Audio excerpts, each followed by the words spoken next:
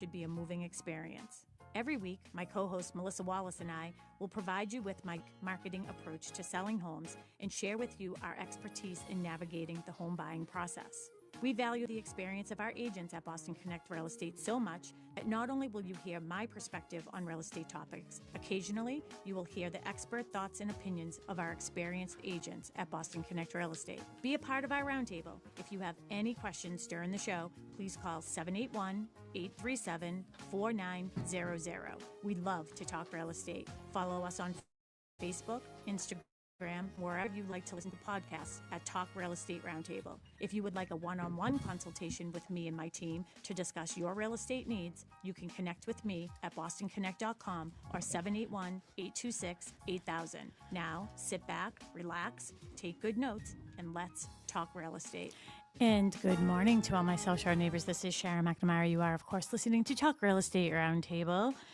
And I am here with my sidekick, who was a little nervous this morning. I was like, the intro's playing and she's not here. Did she oversleep? Whatever. Mark brought me coffee in bed, and it's just so hard to get out of bed. So I'm not putting the blame on him. I'm putting the blame on me. But it reminds me of the day when I used to have to go to the WATD studio in Marshfield, and I'd come whipping around on two wheels. Yeah, that doesn't happen anymore. Yeah, so no excuses. I'm sorry about that. But and I was listening to Tim. Good morning. Yes, I can't believe you saw a -4. Yeah, I can't morning. either. Yeah, and here comes Sharon. Watch out. Yeah. Jeez, Sharon, slow down. Slow down. No, just kidding. No lie. That's exactly what it felt like today. I'm telling you. I don't know. It was just cozy in bed. It's just so cold, and it's like I know. Clear that coffee in bed. That's trouble. It is, isn't it? That's a trap. It is a trap. It really is. Yeah. Because I'm like, all right, just 5 more minutes. All right, I'll have to tell Mark, no coffee in bed on Saturdays. No coffee in bed on Saturdays. Either Yeah. that or put a string on it. And say, come on, Sharon, out of the room. Come on. I this know. way." I know. Well, anyways, so happy week. My prediction was wrong last week for the football game, except for one part of it. I mean, the Patriots won. Yay. Yeah, I was going to say, wasn't that the... Well, I thought the other kid would win because the story about the two quarterbacks, you know what I mean? We're going for MVP. I thought that was going to be the story. But I think what the story is going to be is the Patriots, like, you know, they're in there, and their coach, Vrabel. How do you say his name? Vrabel. Vrabel. Which I think looks like Brian Howlett. Oh, I think Mike Vrabel looks like Brian Howlett. Yeah, I see it. Handsome fella. He's a handsome guy. He's a handsome fella. Yeah, but like he would be the first, I believe, coach to be who played in the Super Bowl, won in the Super Bowl, right, and coached for the Super Bowl. Same team. Yeah. So Beautiful. Let's go. Yeah. Let's go. We're all We about. all we got. We all we need. Yes, Exactly. absolutely. Yeah, absolutely. So we'll see. We have a week and a day. Yeah. We'll see what's going on. Yeah, absolutely. Well, congratulations to the Patriots. A lot of hard work, and you know, it's just interesting. I just think in life, you know, just like that humbleness goes so far, you know, and like you can see how that team really works together. Everybody is 100% rowing in the same direction, and none of them take credit for the success. They spread it amongst all of them, which I think is great. So, yeah, I like watching the little videos of like after the game in the locker room. Yeah. Mm-hmm. Yeah. Getting a little pat on the behind from the coach and stuff. Good job. Yeah. So In the tunnel, you mean, right? in the tunnel, Going yeah. To the locker room. Yeah. I love that too.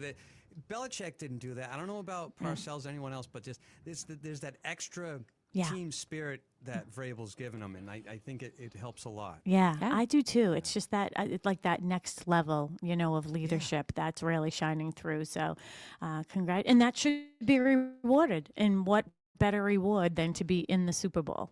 Yeah, right. It's gonna be fun. Yeah, it's gonna be a good one. And I'm going to be doing something for my clients. I should extend it to our WATD listeners. It's not gambling because I don't promote gambling. But I'm going to be doing some squares for my clients, and I'm going to be giving away gift cards, like $50 gift cards for each one. And then maybe I'll change it up. Like the last one, I'll give something like $100 gift card. I'm trying to decide if I want restaurants or whatever. I might have even mentioned this last week, but we should open it up to our WATD listeners if they want me to put their name in. No purchase necessary. No purchase necessary. I'm not asking anyone to gamble. This is just playing, having fun. just having fun and seeing if your name comes up, you have the potential to win something. So we'll decide during the show if I don't want to put that onus on Tim to get all those phone calls. If people do call in, right, that would probably be too much. So we can just have them send an email to realestate@bostonconnect.com.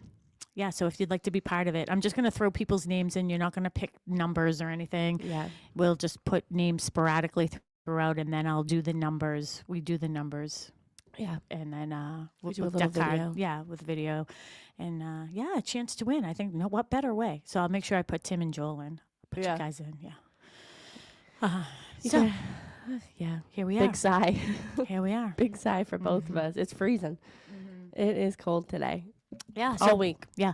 We're going to continue our show from last week, which is great because it was a really good show. And one of the things I did is I actually made a guide for everything that we were talking about too. So if people do want to get the guide on this, they can also email us at realestate@bostonconnect.com, and we can get the full guide over to you. And the topic was preparing to sell and why having the right documents in place matter, and having the correct answers to everything, because as questions come up, and one of the new listings I put on the market this week was something that sort of prompted this conversation as well.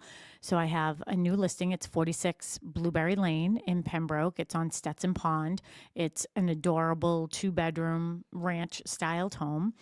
Right on the water, fully recreational pond. It's on for $529. I'm going to be doing an open house there today from 10 to 12. 10 to 12. Yep, I'll be there.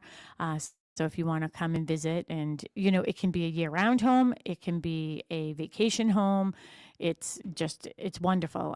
Mark and I have been over there a couple times. Actually, he's going over there today to make sure shoveling and stuff like that is safe for people. 'Cause some people probably want to get underneath and stuff. Anyways, a long story. So, so if you want to see that, but one of the, a couple things were prompted from that, getting that listing, when it comes to, is it a private road? Is it a public road? Is it fully recreational? What exactly does that mean? Because sometimes ponds are recreational, but they don't allow like motors and things on the pond. Is there a dock? Different things like that came up. And I got a lot of phone calls this week from agents who are going to be sending their clients to the open house today and asking me all those questions. Title V. Now, unfortunately, we didn't get the Title V done before all the snow, so that's, still pending. And she'll have to, arrange to get that done. Yeah, we'll have to do a show on Title V soon, because I feel like we keep talking about spring market and how spring is, this and that. And I think spring is a great time to do a Title V, because then the ground is not frozen anymore. And, it's, I don't know, you can get to it easier. You can get to it easier. So. Yeah, it's hard to get to it right now, but the good news is we're not getting another 12 inches this weekend, as they were sort of predicting at the beginning of the week. But one of the things that I created was a master seller preparation checklist for all the different, items that you should be thinking about when you are preparing to sell your home. And, spring market, as we said on the show before this, it used to be April and May, and then it turned into be the Monday after Super Bowl Sunday, which will be coming up soon, the 9th, and then now it seems like people wanted to get out the gate a little bit earlier, but this is a full list. So if you are thinking about coming on the market soon, of course, we can always do an analysis for you for your home to see. You can't get to where you want to go unless you know where you are, right? But this is a good list that I have here. Truth and transparency, like liability basics, the easements, estate situations, road access, water access, in situations. What were some of the other things here? Is it rented or leased? Those are items we didn't talk about last week, so we're going to talk about those this week. What stays and what goes, what's transferable, for maintenance items, and, we're going to be talking about that as well. Do you want to give a little recap of some of the things we did hit last week? Yeah, so we pretty much talked about things that documents needed sort of from us when listing your home. So of course we have the listing agreement. We went over that briefly. And Lead paint, we have to do that with them, yeah. we have to do, or we did. No, we didn't talk about it, but you were just talking about listing form. Yeah. Like, and if your house was built Listing prior forms. to 78, we'd have to do a lead paint form. Yeah. So we talked a lot about, making sure that if you are selling a home that is in an estate, or if you are a personal representative for a property, and how that sort of logistically works, who signs those documents, getting an attorney involved and things like that, because again, we're not attorneys. So at the end of the day, we want to make sure that we're filling out these forms correctly. We have the right things that we need in place in order to sell a home. I know that you have recently been selling a lot of, sort of your demographic has sort of shifted a little bit. No, as I've gotten older, so have they. Yeah. So, I would say a lot of your recently solds, or even coming on, are properties that are being sold by family members. Somebody has passed or is in, an assisted living facility or anything like that. And sort of walking through that process with them, and making sure that, you're crossing your T's and dotting your I's. And that's one of the things we brought up last week, is we are going to do a show with an attorney here too, to talk about estates and selling your home, and, different ways to hold ownership of your house and all of that. And one of the things I did say last week, that, I feel very, very fortunate in my, where I am in my career, that, I have professionals, just a phone call away, and they're able to help and help, help our clients. And, we usually have somebody for everybody. Yeah, we also went over easements too, Mm-hmm. and just different types of easements, whether it's a drainage easement, right of way, conservation easement, things like that, access to the property, and how that sort of conveys for others as well.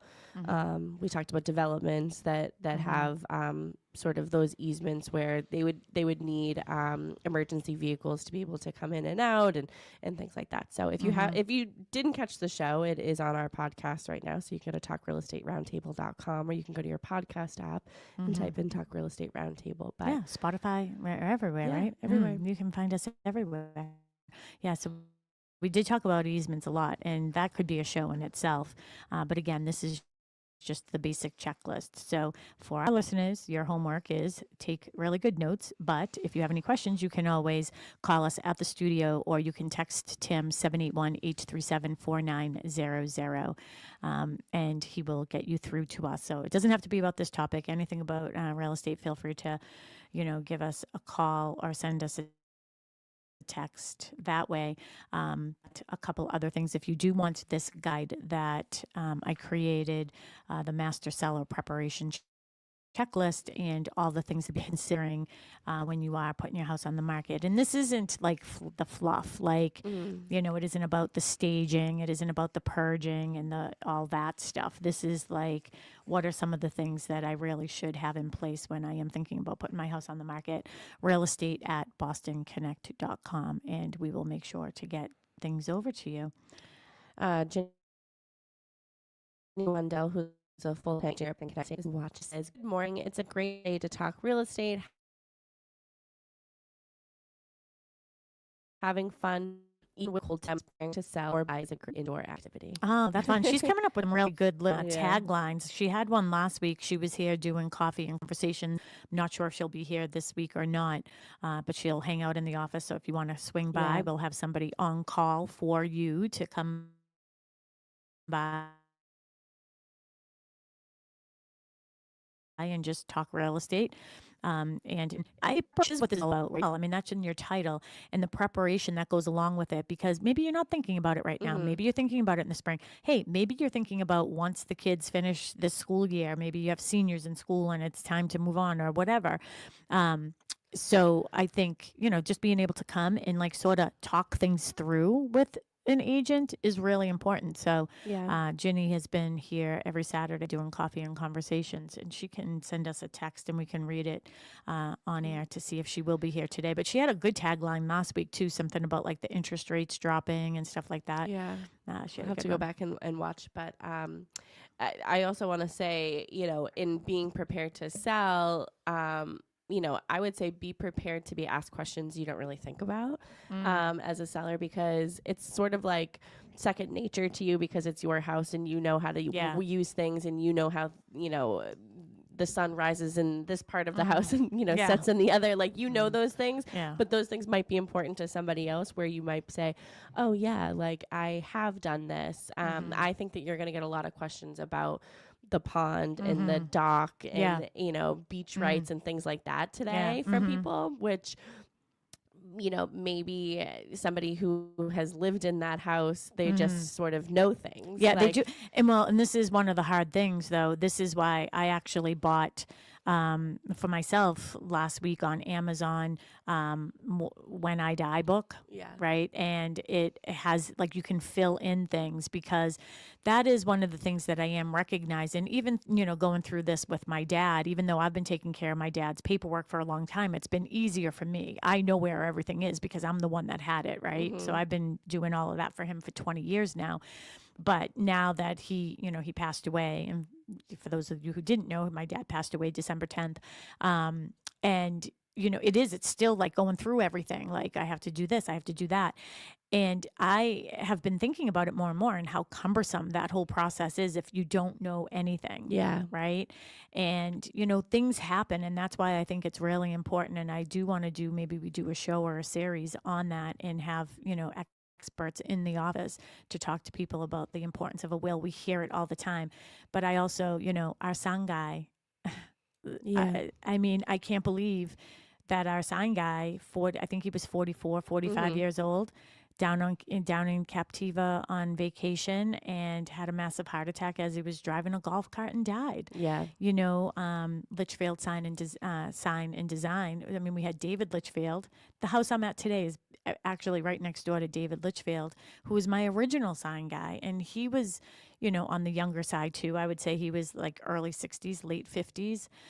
So things happen, and being prepared for that is really important. And I know I've always said, like, when I do those in-house workshops, it's leave a legacy and not a burden. And when I mean legacy, it doesn't mean monetarily. It's giving your family the time that they need to mourn and grieve, versus shuffling through shoeboxes of paperwork. Yeah. And I think being prepared to sell, it doesn't necessarily have to be tomorrow. You don't have to be selling tomorrow. It's just at any point. And that is, true, is doing that When I Die book. It's you're preparing your girls, you're preparing Mark, or Mark's preparing you.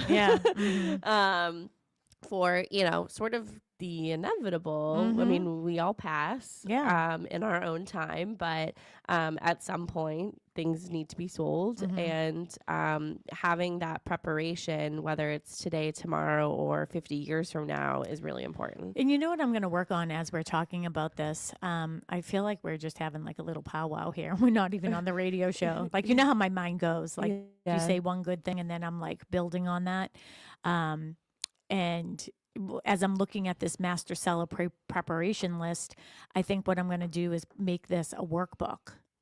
So people can put the information in. So like, here's just an example of my checklist. And if you're watching us on any of our social media, I have it here in my hand, like easements and right-of-ways. So do any of these apply to your property? We discussed this last week, right? Utility easements, electric, gas, water, sewer.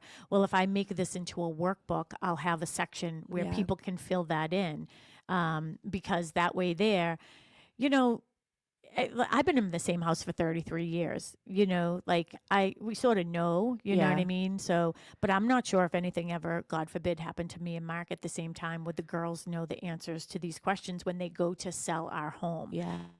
And I've had that many a times now that I'm thinking about it, when I'm working for my clients that are selling their parents' home, an estate home. They're like, in some instances, they're like, I haven't lived with my parents for 40 years. Yeah. Like, I don't know anything they've done. I'm working with clients right now, and I will give them a shout out. I don't know that they listen or not, but we'll be putting this one on the market February. Beautiful, beautiful home in West Bridgewater. And like everything is done maintenance wise, all that other stuff. These people are so great. Their girls are my sister's age. They went to school with my sister. So like 55-ish. Yeah. So their parents are like later 70s, early 80s, maybe just 80.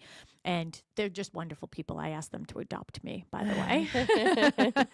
So I am like in the realm of everything going on with them buying a house and selling a house. I'm like the third daughter, and I love them. And but everything is perfect. He has spreadsheets. He has everything written down. Military. I was my guess, and I knew it. Just everything like perfect. So it's so nice to see that even their girls are able to be part of that whole process, and they're able to understand, right? Like what's going on and take all those notes, because it's hard to sell a house when you don't know anything. Yes, absolutely. But again, I go back to hiring a professional to help you guide you through this process. I mean, we talk about this all the time. We take from our real life experience what's going on in the office, and we turn it into radio shows. And there have been many of conversations recently about a lot of things that we've been talking about this show and our last show. And whether it's if somebody has passed, making sure that you have everything that you need in order to sell. And also being, very prepared, and what happens when there's, sort of this domino effect of, okay, if this happens, and then the next thing is going to happen, and then the next thing is going to happen. But can we still get to the goal line? Yeah. Here we go. We brought it back to the Super Bowl. We brought it right. Blah, blah. Can we? Yeah. You know what I mean? Yeah, I know what you mean. So, but yeah, no, we've been having a lot of conversations recently, and we're still very optimistic with having a great year. There's just been some interesting things. There's been some interesting hurdles that we've already had to go through. Wild stories going on in this office lately with. And you know what? We can do a whole show on it. Like there's a part of me that wants to do like a podcast separate from the radio show. That so we can swear. Yeah, one. And two, like just to really say how I feel about certain things. Like sometimes I have to be, I have to be cautious about how I'm perceiving things, right? Because I would never say anything disparaging about another real estate agent. But when agents aren't doing, that's what gets me fired up the most on this show, right? And we have a situation in the office right now, and it's like, are you kidding me? Yeah. You have a full-time job. How did this slip through the cracks? You weren't doing your job. Where was your team? Like not one of our agents, but one of our agents is on the other side of this, and our seller is the one that's gonna, feel a little bit of the repercussions of somebody else not doing their job. You have to take this job seriously. Yeah. And this is one. I keep on saying, Mara Healy, I want to have you on my show, that I really actually want to call Mara Healy and say, you need to see what is going on in this industry and how people are being duped. Yeah, absolutely. Yeah. But yeah, that was my point about, hiring a professional, because our professional is doing everything in her power in order to get to the closing table. And you know what? Everybody should be thanking God that her client is very compassionate, empathetic, understanding, and just kind is a kind person. And we know him. So we can say that about him. Yeah. Ginny came, that other one last week, her thing was rates are moving, people are moving too. So I thought that was good because the rates are moving. So I thought that was contacts clever. must be working. Yeah. Because you could read that all the way across. I was going to read it for you. Yep, my contacts are finally working. Yeah. That wasn't me. They gave me the wrong prescription. No wonder I couldn't see. I didn't say that it was your fault. Oh, okay. Yeah. Yeah, I knew I couldn't see. I was like, wow, something's going on here. And then, I was supposed to be plus 150 and they gave me negative 150. So every time I put them in, I was like, oh my God, I think I might have like some type of. Yeah, you're having like vertigo. Yeah, my eyesight is getting worse. All right, so let's get back to this. You're listening to Talk Real Estate Roundtable. If you have any questions, comments, or anything that you want to discuss with us when it comes to real estate, we're the people you can talk to this morning, 781-837-4900. If you are a little shy, don't want to come on the radio, feel free to text that same number and Tim can get your question over to us. Of course, you can always go on to Facebook, Instagram, YouTube, all those other channels, and you can send us messages. Jenny Wandell is on Boston Connect's page right now, I believe, and she is sending us messages that we can read right here on the screen in front of us. So, so some of the things that we're talking about is like preparing to sell. Last week, I hit upon this a little bit, but just in case I didn't, with water properties and access, private beach, pond versus reservoir, which is really important, and dock rights. I see this as a big mistake a lot of times where people will be saying pond front, pond front, pond front. It's actually a reservoir. I just remember you having a listing years ago and it was on a reservoir. You're not supposed to go into the reservoir, but they were like, oh, we kayak in it. Can you let everybody know? And we're like, no.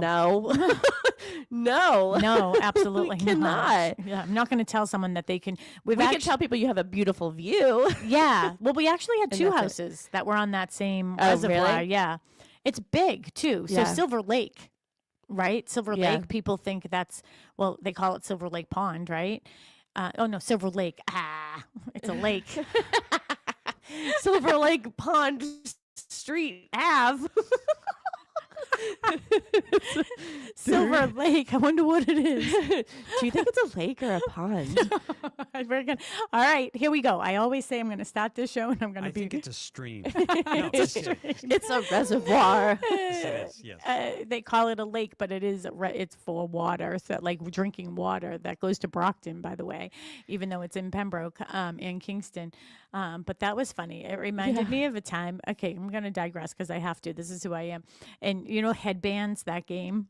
Yes. And I remember playing this when the kids were little, and I had something on my head. And I remember my Aunt Mamie they were giving me hints and everything, and they're like, okay, it's a fruit. And I was like, okay, it's orange. And I'm like, I don't know. Like, I can't think of a fruit that's actually the color orange. Orange? An orange. Well, I'll tell you my headband story. So I was babysitting one time. This was years ago, and we were playing headbands. It was just me and the little girl I was babysitting. We should play it on air. And she was like, "Oh, can we take a picture for Mama and send it to?"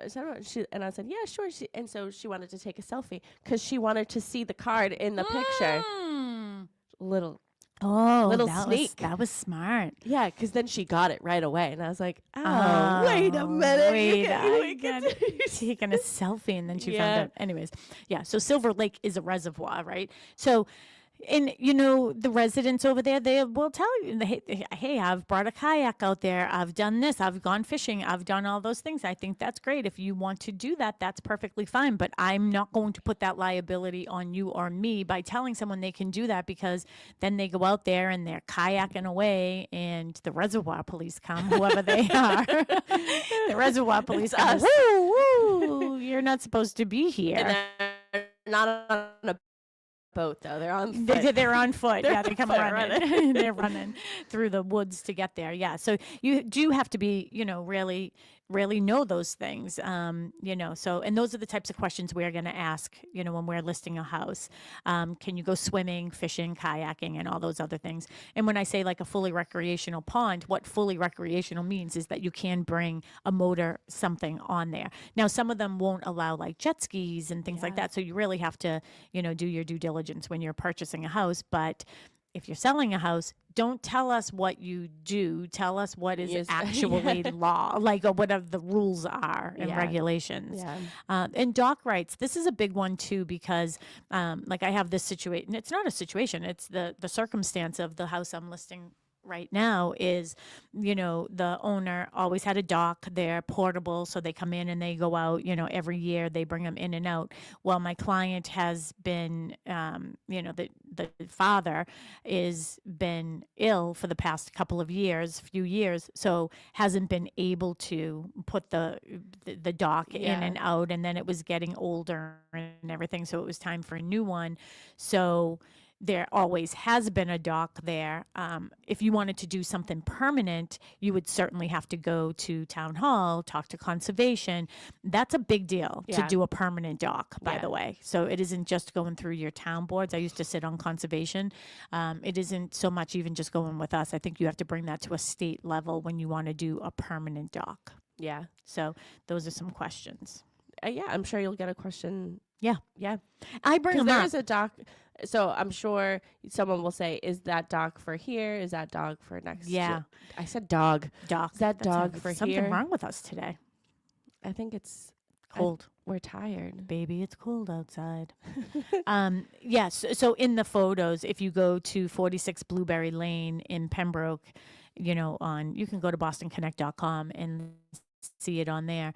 In the photos, you can see the next door neighbor has his dock still out. Yeah. Usually everybody over there takes them in and out just because of the ice and things like that. It's just a better way to care for them. But that dock that you see in the photo is not the dock that belongs to this house. And, and this is what I think makes me a very strong listing agent too, is when people are coming into my open houses, I'm not necessarily waiting for the question. I'm sort of giving them the information beforehand. I just think it makes for a better situation, and it helps people, decide if they want to put an offer in on the property or not.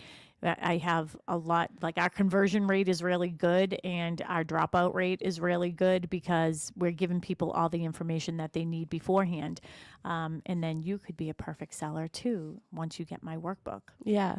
For the promotion of 46 Blueberry, I specifically didn't use the photo with the dock in it because I just didn't want there to be any assumption. Yeah. Mm-hmm. I didn't want there to be any assumption. Yeah. Yeah, so I was talking to a couple of agents, and I had said that. I said, with the dock, just this is the situation. And he goes, I assumed that when I looked, and I go, well, if you look at the picture, you can almost tell at different angles that it does belong to the neighbor. But that's the other thing, too. Don't ever assume. And Sue Bollinger and I, Sue is a full-time real estate agent here at Boston Connect Real Estate. We both sit on professional standards for the Massachusetts Association of Realtors. And we had to do an all-day course this week. And one of the things is like you're not supposed to like alter photos and things like that to make the property appear to be something that it isn't. Mm-hmm. And I'm going to do a little research because I feel as if there was a lawsuit recently because there was conversation that I was listening to last week about this, and people doctoring their photos and how the photos look so much better than the actual property and things like that. So you have to be really, really be careful about that. Like I can't. Well, we talked about a fireplace. Yeah. Having it's like sometimes like a photographer will put fire in the fireplace, but like you have to make sure that fireplace actually works because now you're promoting that it is a working fireplace and you don't really know. Yeah, exactly. Yeah. And there was a house that I was showing one of my clients down in Falmouth, and that was the question is, I'm assuming the fireplace is working. And she's like, well, we're not sure. It was a flip. And I was like, well, you should probably take that picture out. Yeah. So that's everything about water properties and, things, different questions to think about. Is it a private beach? Is it a shared beach? Do you have beach rights? Because sometimes houses are close to a pond or the ocean. Yeah. They deeded rights? Do you have access? Is an easement on your property to let other people walk through? Well, we had this sort of issue a couple of years ago with a property where the seller had said, we have deeded rights to the beach.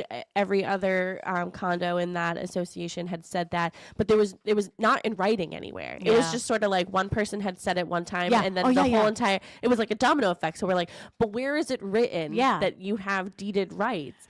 And I don't think we ever found it. No, we didn't. Yeah. So, and that's the thing, a lot of times when we're helping a client sell a house, we may not have been their original buyer's agent, right? So we'll do a lot of this research for our clients. I mean, it is up to the buyer to do their due diligence for sure.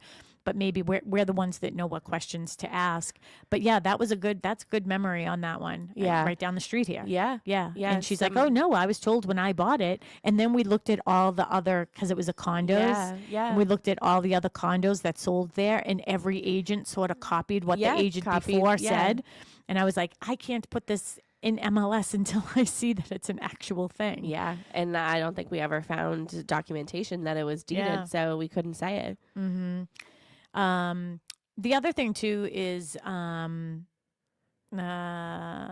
oh, that's what we were just talking about. No legal access confirmed in the beach rights, blah, blah, blah.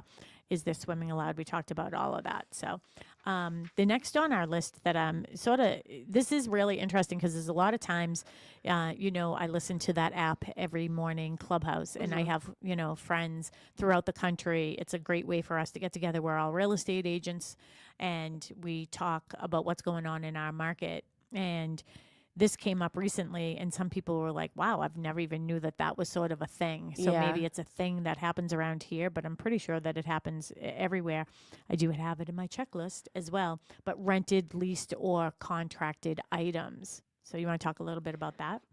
Yeah. So if you see a property that has solar panels, that's a big ticket item, I think, to know if it is leased, if there's a loan on it, is the agreement transferable?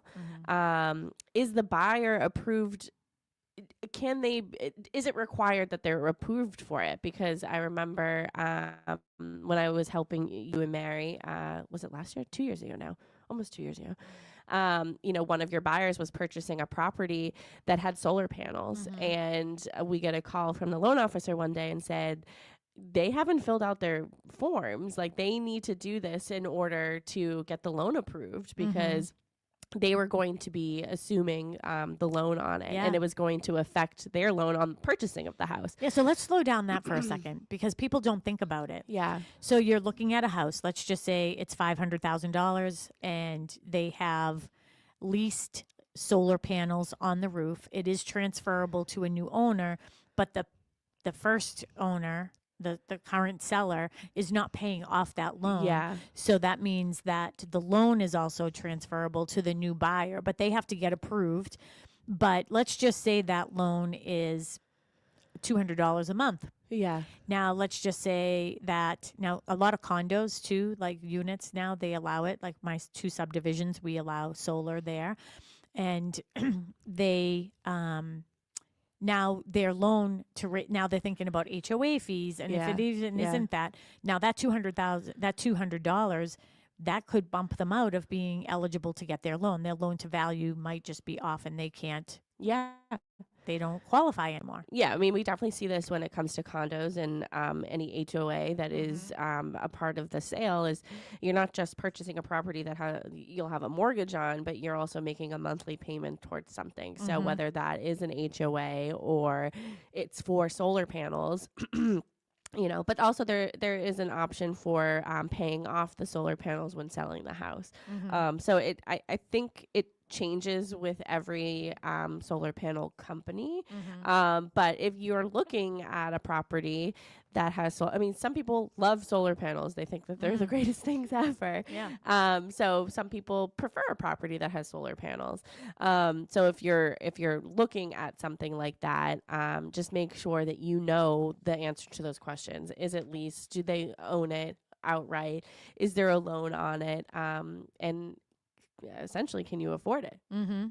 Yeah, absolutely. What's the matter? I don't know. I heard knocking. Hello? Did you see me? I was like, hello? Yeah. I felt like someone was just knocking on the door. No. Is anyone here? No. No one I can see. Oh, okay. So maybe that's another talent you have. Yeah, maybe. We'll be opening up for tarot card readings today. So that's solar panels, water heater, making sure that that's, do you own the water heater? Is it leased? Is it transferable? What are the buyout options? Yeah, a lot of people don't know that. When we ask that question, is your water heater leased or owned? People who lease it certainly do, but people who own it, they're like, what do you mean? Well, I haven't made a payment on it, so I'm hoping I own it. And, I think that's something that's done through like the gas company or the electric company is, that they will replace water heaters and then you can lease them. So it's like a smaller fee every month to do that. When I have a client that is leasing a water heater, I always ask them to call the gas company or electric company, whatever it is, and find out what the payoff is. Yeah. Because I think it's just better to just have it paid off. Like a car. Yeah, just have it paid off when you're selling the house. So Yeah. you don't have to even think about all the details that go into that. Propane tank lease. Yeah. So supplier contract terms, the tank ownership, sort of what happens after that runs out. Yeah, that's a big one though. I mean, if you're buying a house and there is a propane tank there, Yeah. If it's being leased, then it isn't like you can get there and say, oh, I decided that I don't want to have this company give me gas propane anymore. I'm going to choose a different company. Maybe it's, the rate is a little bit better. You can't just put somebody else's gas into somebody else's tank. Yeah. So these questions should come up beforehand, but if they don't, a really great attorney is going to ask these questions when they're going back and forth during the purchase and sales. If they know that a property has solar panels, they want to know what's the deal with these. If they have a leased water heater or propane tank, what are the terms with that? Because they're trying to protect their client. All right, I heard that one. Someone's coming in the door. Okay, so water filtration and softener systems. I've never come across this, but I'm assuming that those can be rented, leased as well. So I'm not going to give any little story to go along with that one. Security systems, that comes up all the time because I don't think that security systems are as much of a thing as they were. So I would say like outdoor cameras, like the Ring doorbell and things like that. Like they're transferable or you take them down. Well, but like I have cameras in the exterior of my house and they're attached. Yeah, those are attached. Yeah, so that's something that you would decide because we have a section on that too, like what's staying and what's leaving. But with the security systems, it used to be like the older systems. Like we have one here. Yeah. And sometimes they were connected to the smoke detectors. Yes, yes. So like some of the security systems here, like the one we have here, if it goes off, it goes to like a main company, that would, what do they call it? Like a something station anyways. But I don't think a lot of homeowners are doing that anymore because of Ring doorbells and, all of those. But what's really important when you are a buyer in these situations, because one of our agents years ago had a property that had the Ring doorbell and it was a weird situation. Remember that guy was like in prison or something. I don't know. I don't remember this. Yeah. The guy was in prison. Yeah. I'm looking at the Ring doorbell? No. I'm like, how? No. Oh. Do you remember that one? Yes. Because I'm writing it down. I don't want to talk about it on air, right? Yes. So the guy was like in prison, but selling the house, and there was a Ring doorbell, and he was refusing to like release the ownership of like the Ring doorbell. So I just told the people, just get rid of it. Yeah. I mean, I wouldn't want, I don't know. I'm sort of like in a weird that like, I don't know. I want to see the best in everybody, but I don't always. So I would just say, get a new one. Yeah. I don't want you to transfer it from your email to mine. Yeah. I think that's weird. Yeah, it is. And they're pretty inexpensive at this point. So, definitely, think about those things. All right.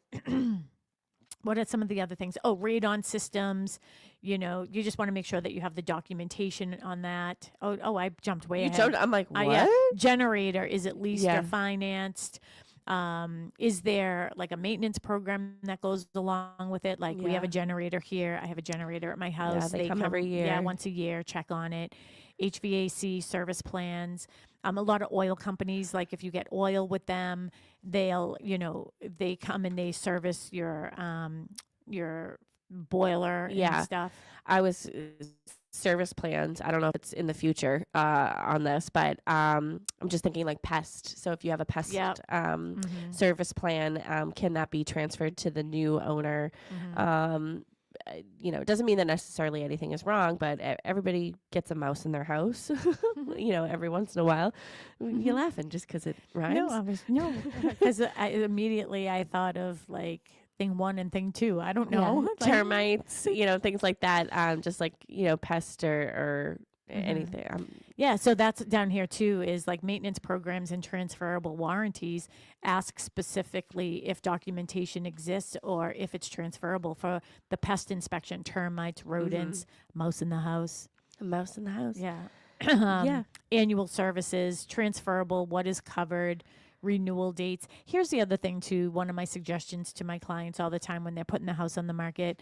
I think what makes me a very strong listing agent is because I feel as if I walk through the eyes of a buyer, not as the eyes of the seller, right? Yeah. Buyers are looking for what's wrong, not for what's right. But when I am a buyer's agent and I go into your basement and I'm with my client, one of the first things I do is I'm looking for tags on your furnace or your boiler to see the last time you had that maintained. So I always suggest you should be doing that yearly anyways. Like that's just preventative maintenance on your home. So you should be doing that anyways. But certainly if you're going to be putting your house on the market, get it done sooner than later. Yeah. Mold remediation warranty. This is a big one. Don't be worried or concerned if you had mold. There's so many houses had mold. It's commonplace for that to happen in New England. It's getting rid of it and more importantly, finding out what caused it. Yeah. Making sure that whatever caused it is sort of rectified. Yes, and you want to know what was the scope of work that was done in order to remediate it. Usually they'll come with a 5-10 year warranty, so make sure that, those are all transferable to the new owner as well. Foundation and structural warranties, roof warranty, window warranty. These are all really important things, especially in New England where the weather changes from day to day. Yeah. And the window warranty, like those ones, that's like really good to have a window warranty because let's just say you have Anderson, Harvey, whatever you have for windows, a lot of times they'll come with a 10-year warranty or whatever the warranty is, depending on what you're buying. But sometimes like the latches will, they just get stuck or they break or something like that. So it's good just to have that, and if one of those break, don't just put it on the side. Like, you know what I mean? When we live in our own house, we sort of tend to deal with it. It doesn't bother me enough to call and get it fixed. But then, you know what? You should just have these things done and repaired right away. I have to tell you, the house down in Pine Hills that our client is purchasing, that I love the match there because the house in West Bridgewater, like how they're so organized. They're buying this house in Pine Hills, and we met with her this week so they could, meet each other, go through the house and stuff. And I was like, I need to know, what did you do? And like, before you were retired, what did you do for work? She goes, I know I'm very detail oriented. I would go, yeah, I want you on my radio show. Like, this is amazing. But she's like, okay, so this is what happened. And I replaced this, but I never know if a pane of glass is going to break. So I saved them because they'll fit in. And, just being organized with all that stuff when you go to sell is going to be, and you know what it's going to do? It's going to give your buyer a lot of confidence when they buy your house. Yeah. And that's great. And the answer, and being dismissive about how old is the roof, just tell them this doesn't work. Yeah.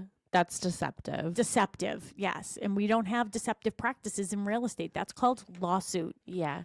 It's called no. Yeah. I'm not saying that. Exactly. I'll just say that you can never be too prepared. Exactly.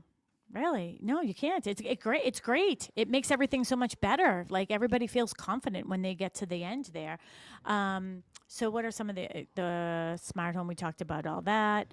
And just have copies of everything. So that's why I'm going to make this little book. I'm going to create this book so everybody can have one of those. And we talked about all of those things too. What stays and what goes. This is a good one. Yeah. This could be a whole show. Yeah. I mean, definitely walk through your house and make a list of things that you are absolutely going to take, absolutely want to leave and remain in the house or even sell. Yeah.